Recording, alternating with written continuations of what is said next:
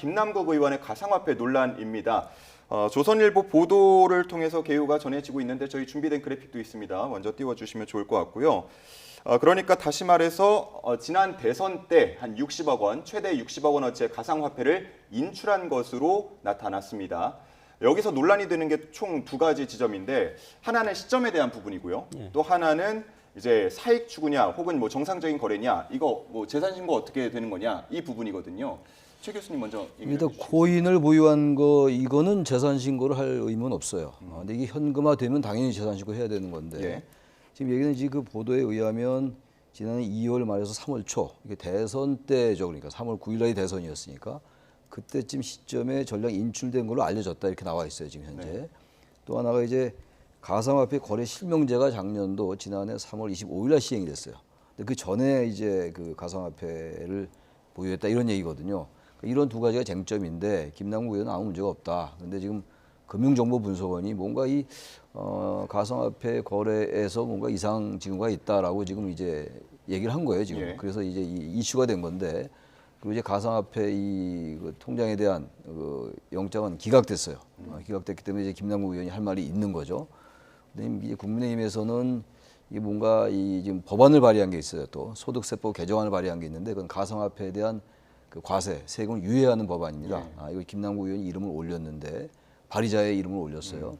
그렇다면 이 부분이 이제 자신이 가상화폐를 투자했는데 이해충돌 방지에 어긋나는 거 아니냐 이런 이제 주장을 국민의힘이 하고 있는 것이고 지금 민주당 그리고 김남국 의원은 그렇지 않다. 아무 문제 없다. 그리고 그런 내역을 다 거래소에 보냈다. 한국거래소에 보냈다. 이런 입장입니다. 예. 이렇게 서로 이제 공방을 하고 있는 상황인데 이 부분도 정치적 공방할 게 아니라 김남국 의원이 또 명명백백하게 자료를 또 투명하게 공개하고 그리고 문제가 된다면 수사에 입각해서 수사에서 밝힐 문제입니다. 이걸 또 다시 여야가 뭐 정당하다, 투명하지 않다, 투명하다 이렇게 공방할 건 아니라고 생각합니다. 예. 그 이제 주식과 코인 이제 다른 점이 있습니다. 네. 사실은 주식은 이제 실물과 뭐 저는 주식 투자를 하지 않습니다. 예. 뭐 실물과 연동되고 기업의 투자, 경제 활동과 연동이 돼서 국가 경제에 기여할 수 있는 부분이 있기 때문에 주식은 합법적으로 하고 권장도 하고 뭐 자유롭게 할 수 있는 게 주식 아니겠습니까? 예.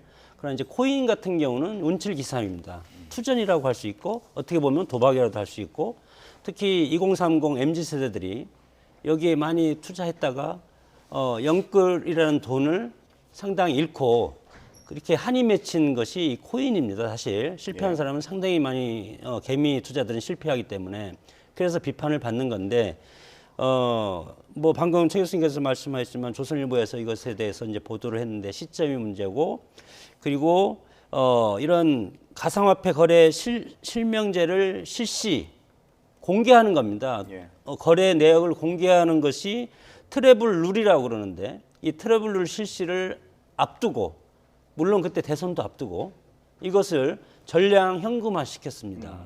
그래서 이것이 문제라는 겁니다. 그래서 이것을 FIU라는 데서 이상기류를 이것을 보고 왜 이렇게 뭐 60억이죠? 예. 최대 60억으로 80만 개인데 60억을 인출하니까 예. 이것은 그 중앙에서 감시하는 기구에서 확보를 보고 있지 않겠습니까? 그래서 이것을 지난해 말 검찰에 수사 의뢰를 했는데 검찰에서 이거에 대해서 이제 무혐의를 이제 받았는데 정치인이지 않습니까? 예. 유력 정치인이고 그리고 그럼 두 가지입니다. 하나는 이것을 대선 자금으로 쓸 것인가? 예. 그리고 두 번째는 그러면 이것을 실명화하기 전에 재산 신고에 누락되기 위해서 이것을 뺐을 것인가? 두 가지 측면에서 의심을 받기 때문에 국민의힘 입장에서 이것에 강하게 지금 성토를 하고 있고 그러면 이제 김남국 의원 그러죠. 그러면 이준석 전 대표도 예. 이거에 대해서 나 선거 3번, 4번 출마할 자금을 가상화폐로 네. 마련했다. 이렇게 자랑을 하지 않았습니까?